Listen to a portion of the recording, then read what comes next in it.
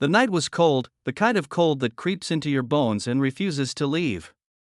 Streetlights flickered like they were tired too, and the city felt quiet in a lonely way. That's when a homeless teen spotted a backpack lying near a bus stop, old, dirty, and completely out of place. He had no idea that picking it up would change not only his life, but the lives of many others. What was inside that backpack would shock everyone who heard the story. And it all began with a simple choice: to be kind, even when the world had not been kind to him. Before we begin, if you enjoy emotional, real-life stories that remind us how powerful kindness can be, please subscribe to Kindness Story Hub, hit the like button, and share your thoughts in the comments. Your support helps us bring more stories like this to people who need them most. The teen's name was Marcus. He was 17 years old and had been living on the streets of a large American city for almost a year. People passed him every day without making eye contact. Some looked afraid. Some looked annoyed. Most simply pretended he wasn't there at all. Marcus hadn't always been homeless. He grew up in foster care, moving from one house to another, never staying long enough to feel safe. When he aged out of the system, he was given a small bag of clothes and a list of shelters that were already full. Within weeks, he was sleeping wherever he could, under bridges, behind closed stores, or at bus stops like this one. Not that night, Marcus had gone to the bus stop hoping to get out of the wind. As he sat down on the cold bench, he noticed the backpack at his feet. It was heavy. The zipper was half open. For a moment, he froze. On the streets, you learn fast that nothing is simple. A backpack could mean trouble. It could belong to someone dangerous. Or it could be bait. Marcus looked around. No one was nearby. His first thought was survival. Maybe there was food inside. Maybe warm clothes.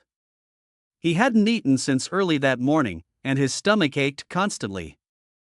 He slowly pulled the backpack closer and opened it. What he saw made his breath catch. Inside were neatly stacked bundles of cash.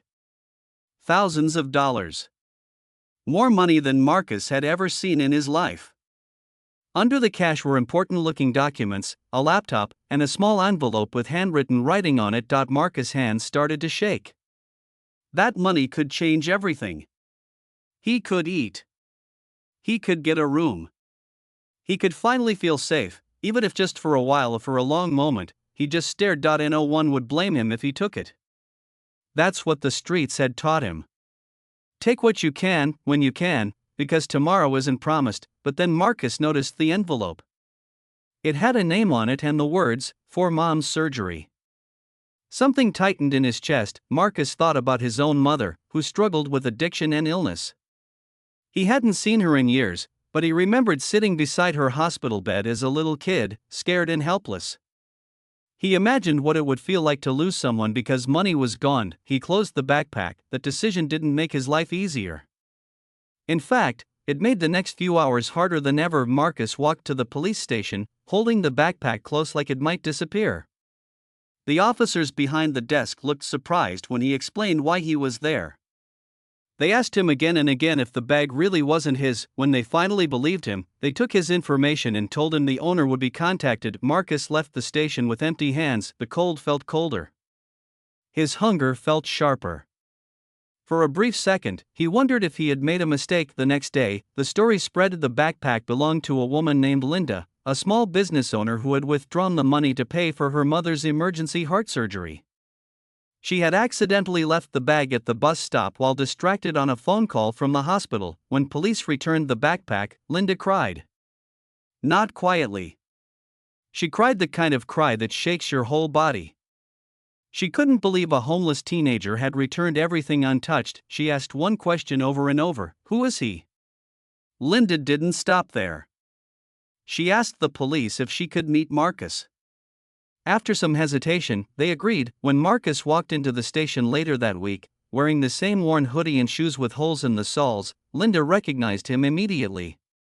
She hugged him before he could even say a word. "Thank you," she whispered. "You saved my mom's life." Marcus didn't know what to say. He just nodded, embarrassed and overwhelmed. Linda wanted to give him money. Marcus tried to refuse, but she insisted. "It wasn't a reward," she said. It was gratitude, but the real impact of Marcus' kindness was only beginning. A local reporter heard about the story and ran a short piece online. People were stunned. Comment sections filled with disbelief and admiration. Many admitted they weren't sure they would have done the same thing. Then something unexpected happened. Donations started coming in. People asked how they could help Marcus. Churches, nonprofits, and even small businesses reached out. Someone offered him a job interview. Another person donated clothes. A local shelter found him a temporary bed. Linda went even further. She helped Marcus get his birth certificate and ID, things he'd never been able to keep safe on the streets. She connected him with a program for at-risk youth and helped him enroll in classes to finish high school. For the first time in a long time, Marcus felt seen, but what moved him the most wasn't the help he received. It was how people treated him differently once they knew his story.